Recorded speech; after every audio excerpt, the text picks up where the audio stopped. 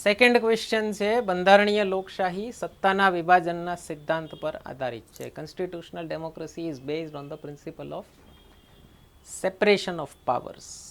તો આપણે વાત થાય જ છે, લગભગ સ્ટાર્ટિંગના 2 લેક્ચર્સમાં વાત થાય છે કે રાજ્યના 3 અંગો હોય છે. લેજિસ્લેચર એટલે ધારાસભા કાયદો બનાવે છે, ઉદાહરણ સંસદ, રાજ્યનું વિધાનમંડળ. એક્ઝિક્યુટિવ એટલે કારોબારી, ધારાસભા દ્વારા લેજિસ્લેચર દ્વારા બનાવેલા કાયદાનો અમલ કરે છે. ઉદાહરણ મંત્રીમંડળ, પ્રધાનમંત્રી, રાષ્ટ્રપતિ, જેટલી પણ પોસ્ટ છે, આઈએએસ, આઈપીએસ, જેની તમે તૈયારી કરવા માગો છો, એ એક્ઝિક્યુટિવ. અને જ્યુડિશરી એટલે ન્યાયતંત્ર, એનું કામ શું છે? તો કાયદાનું બરાબર પાલન થાય છે એની દેખરેખ રાખવી. ઉદાહરણ સુપ્રીમ કોર્ટ, હાઈકોર્ટ. હવે શું કહે છે, જો ક્વેશ્ચન શું કહે છે એની ભાષા સમજજો તો તમને લખવામાં જરાક તમારો આન્સર રેલેવન્ટ આવશે. જીપીએસસી ઘણીવાર આન્સર્સમાં એવી કમેન્ટ મૂકે છે ક્વેશ્ચન પાર્શિયલી એડ્રેસ્ડ, અથવા એ લોકો કહે છે ઇનકમ્પ્લીટ આન્સર. મીન્સ તમારો જવાબ છે ને એ તમે દીધો છે પણ સવાલને જસ્ટિફાઈ નથી કરતો. તો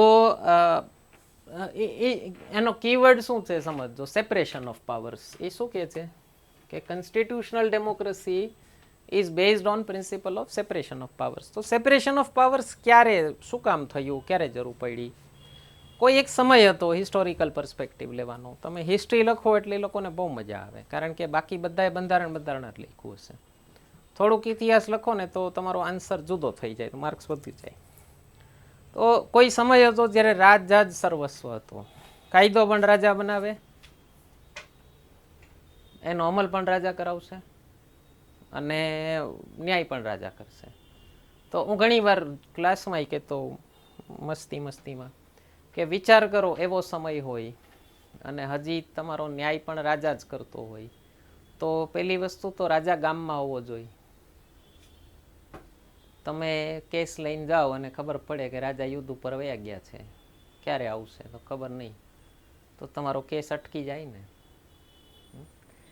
આપણે પ્રાચીન ભારતના પરિપ્રેક્ષ્યમાં સાચું નથી, આપણી જ્યુડિશિયલ સિસ્ટમ બનાવેલી હતી, બહુ વ્યવસ્થિત સિસ્ટમ હતી, પણ ઉધડા રાજાઓ પણ રહેલા છે, એટલે તો ડેમોક્રેસી જેવી સિસ્ટમ બનાવવાની જરૂર પડી ને. તો રાજા બાયસ્ડ હોય, બરાબર. બીજું, રાજાનું કાંઈ, દરેક રાજાની ન્યાયપ્રિયતા એટલી ન હોય. આપણે કોક ઇતિહાસમાં જોઈએ, ચંદ્રગુપ્ત મૌર્ય છે, રાજા ભોજ છે, વિક્રમાદિત્ય છે, એવા કોક રાજા વિશે સાંભળીએ કે ન્યાયપ્રિયતા બહુ સારી હતી એની. તો મીન્સ વખાણ ક્યારે થતા હોય? જ્યારે નોર્મલ ન હોય ત્યારે. ઓકે, જો બધા રાજા ન્યાયપ્રિય હોય તો થોડી એના અલગથી વખાણ થાય કે ઓલોય બહુ ન્યાયપ્રિય છે. ઓકે, તો જરૂરી નથી બધાની ન્યાયપ્રિયતા હોય. તો સેપરેશન ઓફ પાવર્સથી શું થયું? એક તો સ્પેશિયલાઇઝેશન ઓફ સબ્જેક્ટ્સ થયું. પબ્લિક એડમિનિસ્ટ્રેશન અલગ વિષય શું કામ ભણવાનો હોય? ભાઈ, એક્ઝિક્યુટિવનું એક સ્પેશિયલ કામ છે, એડમિનિસ્ટ્રેશનનું એક સ્પેશિયલ કામ છે. તો એ કામ માટે સ્પેશિયલાઇઝેશન થાય. તમે અમુક લોકોને એ જ કામ આપો, એ જિંદગીભર એ જ કરશે. અત્યારના ટાઈમના તમે જજીસ જોવો તો એ 18 વર્ષનો કે 20 વર્ષનો થયો હોય ત્યારથી કાયદો જ ભણે છે. હવે સુપ્રીમ કોર્ટે પહોંચ્યો હશે ને તે 50, 52, 55નો થયો હોય, તો તમે સમજો કે 30-35 વર્ષથી એ કાયદો જ ભણે છે, આખી જિંદગી એણે કાયદાને સમર્પિત છે. તો એનું જેટલું સ્પેશિયલાઇઝેશન હોય એટલું રાજાનું ન હોય, ક્યારેય હોય જ ન શકે. એ બારીકીઓ સમજતો હોય, બરાબર. અચ્છા, એવી જ રીતે જે શાસક વર્ગ છે એનું કામ છે કાયદો બનાવવાનો. તો તમે જજને આપી દો કાયદો બનાવવાનું, તો એને કયો કાયદો બનાવવો જેનાથી પ્રજામાં સ્વીકૃતિ કેવી રીતે આવે, એ પ્રોસેસ એને ન ખબર હોય. તો નેતા લોકોનું સ્પેશિયલાઇઝેશન લેજિસ્લેચરમાં હોય. ઓકે, ઘણા બધા એવા હોય કે જેનું કામ એક્ઝિક્યુટિવમાં જ છે, એક્ઝિક્યુશનમાં જ એનું કામ છે. ઓકે, એને સત્તા આપી દેશો તો એ મૂંઝાઈ જશે. ઓકે, ઉદાહરણ, આપણા એક પ્રધાનમંત્રી હતા હમણાં, 10 વર્ષ રહ્યા, એક્ઝિક્યુટિવ બહુ સારા, પણ એને લેજિસ્લેચરમાં એનું કામ નથી. ઓકે, તો બીજું શું થાય, ડિસેન્ટ્રલાઇઝેશન ઓફ પાવર્સ થાય, પ્રજાની ભાગીદારી આવે બધા અંગોમાં, તો પ્રજાને પણ ઇન્વોલ્વ છું એવો ભાવ આવે. ઓકે, અને ડિસેન્ટ્રલાઇઝેશન આવવાથી નિર્ણયો ફટાફટ લેવાય. બધું એકલો રાજા જ કરતો હોય તો ખેંચાઈ જાય, સિસ્ટમ તમારી આખી ખેંચાઈ જાય. ઓકે, તો બીજા બધા એના ફાયદા હોય. પોતાના પર્સનલ બાયસ, પોતાના પૂર્વાગ્રહથી રહિત હોય કોઈ પણ વસ્તુ. ઓકે, જ્યારે એના સ્પેશિયલાઇઝડ લોકો છે, સેપરેશન ઓફ પાવર્સ થઈ ગયું છે, બરાબર. બીજું એક ખાસ વસ્તુ, જવાબદેહી નક્કી થાય. ઓલું બધું એક જ માણસ કરતો હોય તો હવે એને ઠીક છે, ચાલો 2 કામ સારા કર્યા હોય, ત્રીજું કામ ન સારું કર્યું હોય તો લોકો એમ કે ઠીક હાલો. આમાં તો અલગ સેપરેટ જ થઈ ગયા બધા કામ. તો જેમ કે તમે કહો એક્ઝિક્યુટિવનું કામ હતું, વરસાદ આવે અને કોઈ જગ્યાએ ગડબડી થાય, તો તમે કહો એના માટે અધિકારી કયો જવાબદાર હતો ભાઈ? ઓકે, એના ઉપર કાર્યવાહી કરો તો પછીના બધા અધિકારીઓ એલર્ટ થઈ જાય. તો એ બધા સેપરેશન ઓફ પાવર્સથી એ વસ્તુ પોસિબલ થાય. ઓકે, તો આશા કરીએ છીએ તમને પસંદ આવે છે લેક્ચર સિરીઝ. કોઈ ક્વેશ્ચન હોય કમેન્ટ સેક્શનમાં પૂછી લેજો. ચેનલ સબસ્ક્રાઈબ ન કરી હોય તો કરી લેજો. મિત્રો સાથે શેર કરવાનું ભૂલતા નહીં. અને આપણી બંધારણ લેક્ચર સિરીઝ આવી ગઈ છે, ન જોઈ હોય તો જોઈ લેજો.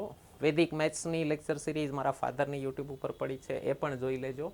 બંનેના કોર્સીસ એપ્લિકેશન ઉપર આવી ગયા છે. ફક્ત આ 2 સબ્જેક્ટના કોર્સીસ પરચેસ કરી લેશો તો પણ તમારી આવનારી એક્ઝામ ક્લિયર કરવામાં 40% જેવી મદદ મળી જશે તમને. જીપીએસસી ક્લાસ 1ની પ્રિલિમ્સ કયો, એસટીઆઈની પ્રિલિમ્સ કયો, કે પછી પીએસઆઈ કોન્સ્ટેબલ કયો, તો બધી એક્ઝામમાં તમને ખૂબ કામ લાગશે. તો ન કર્યા હોય તો કોર્સીસ પરચેસ કરી લેજો, ખૂબ ફાયદો થશે તમને. કન્ટિન્યુ કરીએ છીએ આજના લેક્ચરથી. આપણે બંધારણમાં અનુચ્છેદ 50માં કીધું છે કે જ્યુડિશરીને એક્ઝિક્યુટિવથી અલગ કરવા માટેના અલગથી કદમો ઉઠાવાશે. ઓકે, પણ એક ભારતના બંધારણની એક મોટી આલોચના થાય છે, ખામી છે, કે આપણે ત્રણેય અંગોના કાર્યો વ્યવસ્થિત વિભાજિત નથી અને એના વોટર ટાઇટ કમ્પાર્ટમેન્ટ નથી. વોટર ટાઇટ કમ્પાર્ટમેન્ટ શું હોય? ઓલા એર ટાઈટ ડબ્બા હોય, બાજુમાં રાખ્યા હોય, તો એકેય ડબ્બામાં બીજા ડબ્બાનું મિક્સ ન થાય. તમે સાદું ટિફિન ઘણીવાર લઈને ગયા હો તો આપણે કે ને દાળ ઉપર ન રખાય, નહીતર શું થાય, નીચેના બધા ડબ્બામાં દાળ આવી ગઈ હોય. શું કામ? એ વોટર ટાઈટ નથી. તો આપણે આવું થાય છે કે બધાના ફંક્શન્સમાં ક્યાંક ક્યાંક ઓવરલેપિંગ છે, બંધારણમાં જ જોગવાઈઓ રાખી છે. જેમ કે લેજિસ્લેચર પણ ક્યારેક ન્યાયતંત્રનું કામ કરે છે. જ્યારે ન્યાયાધીશોના મહાઅભિયોગની વાત થતી હોય ત્યારે પાર્લામેન્ટ છે ને એ કોર્ટમાં કન્વર્ટ થઈ જાય, બંધારણમાં જ જોગવાઈ છે. પછી એક્ઝિક્યુટિવને, કારોબારીને આપણે ધારાકીય કાર્યો અમુક આપેલા છે. એક્ઝિક્યુટિવને કાયદો બનાવવાના અમુક પાવર્સ બંધારણમાં જ આપેલા છે, ઓર્ડિનન્સવાળા, વટુકમવાળા જે અનુચ્છેદો છે 123 અને 213. તો તમે રાષ્ટ્રપતિ અને રાજ્યપાલને તાત્કાલિક કાયદો બનાવવાની એક પ્રોસેસ આપી છે. એ શું થયું? એક્ઝિક્યુટિવને લેજિસ્લેટિવ ફંક્શન્સ આપેલા કહેવાય, કે તમે કારોબારીને કાયદો બનાવવાની સત્તા આપેલી છે. અને એવી જ રીતે ન્યાયતંત્રને કારોબારીના કાર્યો અથવા ધારાસભાના કાર્યો કરવાની સત્તા મળી છે રીટ પિટિશનથી, અનુચ્છેદ 32થી. તો હવે એમાંથી સુપ્રીમ કોર્ટે પોતાના માટે એક PIL વાળું કામ શરૂ કર્યું. PILથી તાત્કાલિક લોકોને રાહત મળી. પણ ફરીથી મેં કહું છું ને, પહેલા ક્વેશ્ચન ને બીજા ક્વેશ્ચન સાથે ઓવરલેપિંગ છે. મને આ વખતના પેપરમાં મને બહુ મજા એટલે ન આવી કે ભાઈ પહેલા ક્વેશ્ચનમાં તમે બંધારણીય સર્વોપરિતા પૂછી લીધી હતી, તો પછી પાછું સેપરેશન ઓફ પાવર્સ પૂછો છો તો નજીક ભળતું જ થયું. કંઈક રાષ્ટ્રપતિના કાર્યો પૂછી લેત, કંઈક રાજ્યપાલના પોસ્ટનું મહત્વ પૂછી લેત. ગયા વખતે વિધાન પરિષદની મહત્તા પૂછી હતી, આ વખતે રાજ્યસભાની મહત્તા પૂછી લેત. એવું પૂછી લેવું તો રાજ્યસભા જરૂરી છે કે નહીં. વર્ષોથી ડિબેટ ચાલે, રાજ્યસભાને કાંઈ જરૂર નથી. છોકરાઓને કેટલું એ લોકોએ મથીને વાંચ્યું છે ખ્યાલ આવે ને. એ ન હોય, ન્યાયતંત્ર જ આ વખતે લાગેલા છે. તો હવે PILથી શું થયું? ફરીથી મારે રિપીટ કરવું પડે છે, કારણ કે GPSC ક્વેશ્ચન એવો પૂછ્યો છે કે જવાબ જ રિપીટ થાય. હું તમને આગળના બીજા 2માં બતાવીશ, જવાબ એમ રિપીટ થશે. તો જો અલગ અલગ ક્વેશ્ચન પૂછ્યા હોય ને, અલગ પેપરમાં ક્વેશ્ચન 1 પૂછ્યો હોય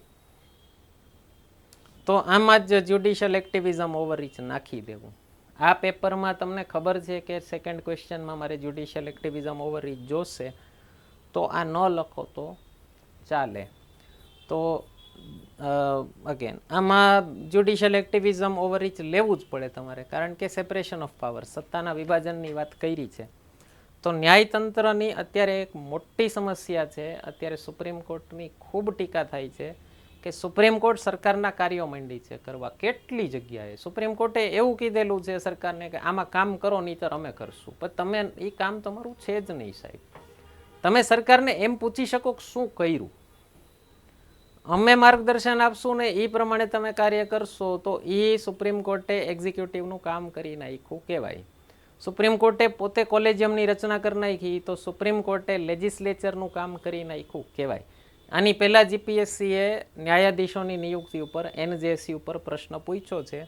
એમાં મેં આખું ડિટેલમાં 30 મિનિટનો વિડીયો મેં બનાવ્યો હતો કે આ આખી જજીસ અપોઇન્ટમેન્ટને લગતો, first જજીસ case, second જજીસ case, third, બધા મેં 4 જજીસ કેસ એક્સપ્લેન કર્યા છે. ન જોયા હોય તો જોઈ લેજો, તો તમને ખ્યાલ આવશે શેની વાત કરું છું એ.